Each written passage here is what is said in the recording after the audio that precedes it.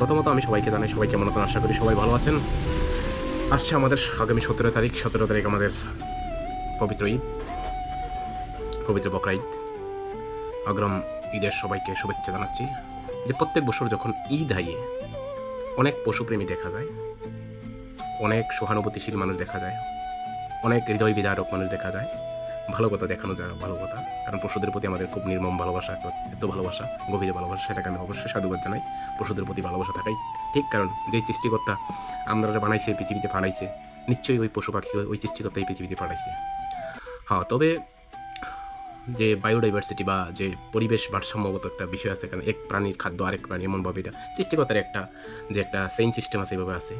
তো সেই সুবাদে হয়তো বা মানব জাতীয় কোনো পশু পাখির বা কোনো কিছুর মাংস ভক্ষণ করে, সেটা স্বাভাবিক, সেটা সবাই করে কম বেশি। অনেকে হয়তো অনেকে করে না, অনেকে করে, যার যার রুচি যেটা ধরে সেটা সেই মাংস ভক্ষণ করে, বা যে পক্ষী মাংস, মাছ মাংসের পক্ষী মাংস ভক্ষণ করে, সেটা যা যা ব্যক্তিগত অভিরুচি, যা যার ইচ্ছা মতো, সেই সুবাদে। তবে আমি আগেও কই যে ধর্মের নামে, কারণ ধর্ম হচ্ছে একটা পবিত্র জিনিস, আমরা যদি ধর্ম করি, ধর্ম পালন করি সৃষ্টিকর্তাকে পাওয়ার জন্য, একটা শান্তি সমৃদ্ধ বা একটা পাওয়ার লেগা, মনের শান্তির লেগা বা পরজগতের শান্তির লেগা যদি এমন আশা করি, তইলে কোনো পশু বা কোনো অন্য পশুকে বা অন্য জীবজন্তুকে ক্ষতি করে যে আমরা স্বর্গে লাভ করতে পারবো মানব জাতি, কারণ আমরা তো ওই সৃষ্টিকর্তার সৃষ্ট নাকি, ওইটাকে আমি বিশ্বাস করি না, সমর্থন করি না।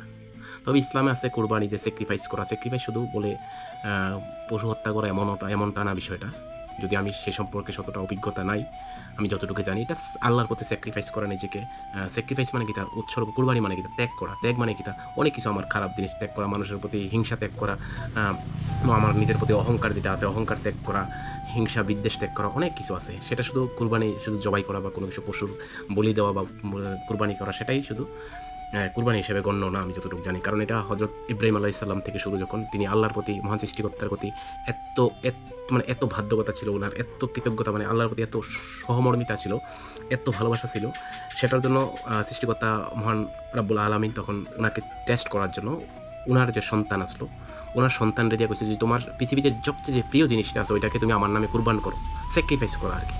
তাতেও উনি রাজি হয়েছে ওনাকে পরীক্ষা করার জন্য। তো সেই সুবাদে আমরা এটা করি। কিন্তু তখন উনি যে কুরবানি করছে, উনি কুরবানি করার পেছনে অনেক হিস্ট্রি আছে, উনার আদব কায়দা, উনার মানুষের প্রতি মহব্বত, মানুষের পার্শ্ববর্তী মহব্বত, তার আশেপাশে মানুষের মহব্বত, আল্লাহর প্রতি মহব্বত, আল্লাহর রুলস রেগুলেশন যে গাইডলাইন্স আছে ওটার প্রতি একটা মহব্বত, এমন মহব্বত ছিল, ওইটাকে সর্বকিছু পরীক্ষা করার মাধ্যমে উনি যখন পাশ করছে, তখন শেষ পর্যায়ে ওই পরীক্ষাটা মহান সৃষ্টিকর্তা ওনার উপর মানে একটা পরীক্ষা নিছে। ওনা তো ওই পরীক্ষাতে উনি পাশ করছে, যাক খুশির খবর। শেষ অবধি যদিও ওনার সন্তানকে আর কুরবানি করতে হয়েছে না, জবাই করতে হয়েছে না, ওনার পরিবর্তে একটা দুম্বা আল্লাহর যে ফেরেস্তা বা আল্লাহর যে জিবরাইল দ্বারা পরিবেশন করছে, ওরাই কুরবান করছে। দেখ, সেটাই হচ্ছে অন্য বিষয়। এবার পশু বলি বা পশু কুরবান, এটা ইসলামে কতটুকু জায়েজ কিনা আমি জানি না, তবে আমি যতটুকু বিশ্বাস করি, আজকের দিনে আমি আমার আশেপাশে সবাইকেই বলছি না, আমার আশেপাশে যারাই দেখি অনেকেই কুরবানি দিতে আছে, খুব আনন্দের বিষয়। কুরবানি দেওয়ার আগে কেউ মাংস খাওয়ার জন্য ফ্রিজ কিনতেছে, কেউ অনেক ধরনের যাবতীয় জিনিসপত্র কিনতেছে, অহংকার করতেছে, আমি কুরবানি দিতেছি, দেখাইতেছে, মানুষের শোনাইতেছে। ওই বিষয়টা অ্যাকচুয়ালি আমার কাছে একটু অকওয়ার্ড লাগে, আমার কাছে একটু হাস্যকর মনে হয়েছে। এই বিষয়টা হয়তো বা ইসলামের দৃষ্টিকোণে তেমন দেখা যায় না।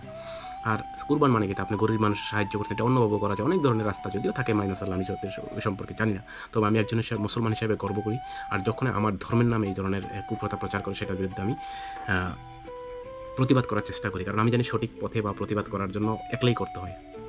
আর এই বিষয়গুলি যেমন অন্য ধর্মতে যে বলি প্রথা, অনেক ধরনের কিছু, এগুলি সব কিছু আমি বিশ্বাস করি না। কারণ আমি সবসময় বিশ্বাস করি, কোনো জাতি, কোনো ধর্ম অন্য একটা জীবকে হত্যা করে সে কখনো সর্বলাভ করে না, সেটা হচ্ছে ফাও কথা, মানুষের স্বার্থের কথা। এবার আমি যে বলি যে যারা কুরবানি দিতে পারবো, যেমন একটা আইন করে প্রত্যেক যারা কুরবানি বা যারা বলি দিব, তাদের পরিবারের কেউ বা তারা কেউ ওই মাংস ভক্ষণ করতে পারতো না। দেখবেন 90% কিতা, মানে 95% কুরবানি দাতা বা পশু বলিদাতা অনেকটাই কমে গেছে গা। সেটা যদি এটা একটা রুলস রেগুলেশন ইমপ্লিমেন্ট করে থেকে অনেকটাই কমে দেবো। সেটা একটা এক্সাম্পল মনে করেন। এটা উদ্দেশ্য হচ্ছে কি, এটা করলে বোঝা যাবে আপনি কতটুকু সৃষ্টিকর্তার প্রতি বা কতটুকু স্যাক্রিফাইস করার জন্য আপনার প্রস্তুত। এবার বিষয়গুলো আসা যাক। অনেক আপনার অন্য যে ধর্মাবলম্বী ভাইরা আছে, তারা আপনারা অনেক ধরনের গালিগালাজ করেন বা অনেক ধরনের পোস্ট করেন বা বিভিন্ন কমেন্টের মাধ্যমে দেখি আপনারা। অ্যাকচুয়ালি আপনারা পশুপ্রেমী, ঠিক আছে, আপনাদের ভাবনাকে আমি সম্মান করি, তবে শুধু কিন্তু সেটা কিন্তু গরুর বেলায় হয় না, অন্য পশুর ক্ষেত্রে আপনি যখন আপনি নিজের গরু পাঠা দিয়ে মাংস খাইতেছেন, আপনি পাঠার মাংস খাইতেছেন বহিবেশীরা, আপনি মন্দিরে বলি দিতেছেন, বলি দিয়ে সেটা আপনি এদিকে ধর্মের আধারে আপনি মুসলমানদেরকে এটা হিংসা করতেছেন। সেটা ঠিক না, সেটা ঠিক না। আপনারা 100বার আপনারা সম্মান করেন বা আপনারা মানেন, সেটা আপনাদের বিষয়, আপনাদের ভাবনা চিন্তাকে আমি অবশ্যই সম্মান করি। যার যেটা চিন্তা ধারণা, যার যেটা ঐতিহাসিক যে কালচার, সেটাকে অবশ্যই সম্মান করি।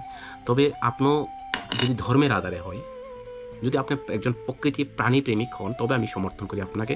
আপনি যখন গরু কাটলেও আপনি প্রতিবাদ করবেন, তখন ছাগল কাটলেও প্রতিবাদ করবেন, যেটাই হোক ধর্মের নামে যে ধর্মীয় কুসংস্কারগুলো আপনি প্রতিবাদ করেন, সেই ক্ষেত্রে যদি আপনি প্রতিবাদ করেন, তবে আমি সমর্থন করি আপনার যুক্তিসঙ্গত। আর যদি আপনি শুধু একক গোষ্ঠী, একটা জাতিকে কেন্দ্র করে, একটা ধর্মকে কেন্দ্র করে, সেটা শুধু সিঙ্গেল মাত্র একটা প্রাণীকে কেন্দ্র করে আপনি একটা জাতিকে বা একটা ধর্মকে আপনি কটাক্ষ করেন, সেটাকে আমি কখনোই প্রাধান্য দিই না। তাহলে আপনিও সেম ওই ক্যাটাগরির মধ্যে পড়েন। আপনি একটা মানে এটা আধা মস্তিষ্কে যেমন আছে এমন ধরনের।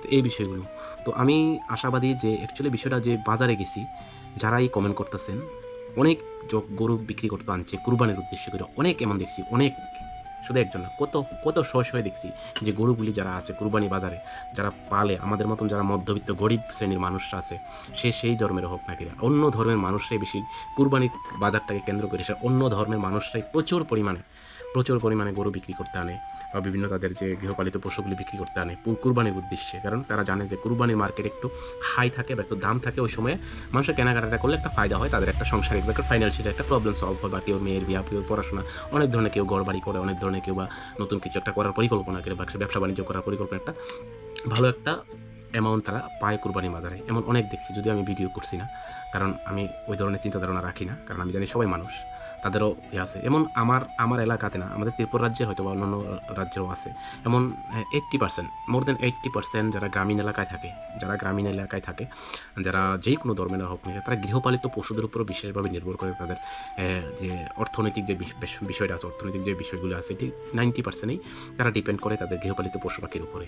একটা কিছু করার ক্ষেত্রে, ভালো একটা কোনো কিছু করার জন্য তারা পালে বিক্রি করে ভালো একটা টাকা পায়, যদি তারা একটা মেয়ের বিয়া বা যে কোনো একটা ফাইন্যান্সিয়াল একটা প্রবলেম তারা সলভ হয়। ওই বিষয়গুলো আপনার মাথায় রাখা দরকার আছে।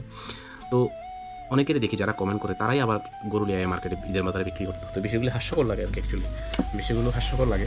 তো প্রত্যেকটা প্রাণী কিন্তু প্রত্যেকটা জিনিসই তার প্রাণী, প্রত্যেকটা জিনিসেই যখন সহমর্মিতা দেখাইবেন, ভালোবাসা দেখাইবেন, প্রত্যেকটা প্রাণীর প্রতি দেখানো উচিত। কোনো ধর্মকে টার্গেট করে, কোনো পার্টিকুলার একটা রিলিজিয়াসকে টার্গেট করে, সিঙ্গেল একটা মানে প্রাণীকে কেন্দ্র করে আপনি কাউকে কটাক্ষ করাটা আপনার অধিকার নাই।